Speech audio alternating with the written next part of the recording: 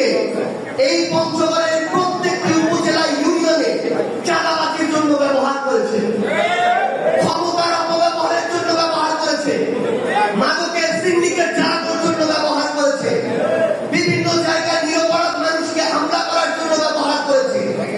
যতভাবে বিভিন্ন রাজনৈতিক দলের নেতা কর্মীকে হেনস্থা করা যায়, হয়রানি করা যায়, সে কারণে ব্যবহার করেছে।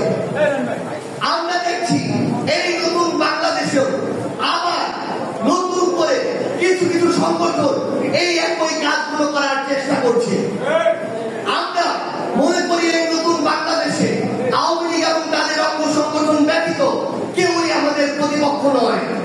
আমরা সবাইকে আমাদের সহযোদ্ধা মনে করে, প্রতিযোগী মনে করে জনগণের জন্য প্রতিযোগিতায় নামতে চাই, জনগণের কাজের জন্য, ভালোর জন্য প্রতিযোগিতায় নামতে চাই। কিন্তু এই প্রতিযোগিতা কেউ যদি আবারও ওই একই ধরনের অপকর্মের সাথে যুক্ত থাকে, তাহলে আমাদেরকে সেই অপকর্মগুলোর বিরুদ্ধে আবারও দাঁড়াতে হবে।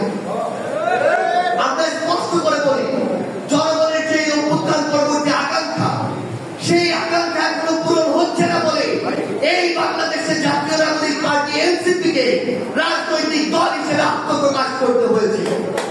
সেই আকাঙ্ক্ষাগুলো পূরণ হচ্ছে না বলে জাতীয় যুব শক্তিকে, যুবকদেরকে ঐক্যবদ্ধ করার জন্য রাজপথে নামতে হয়েছে।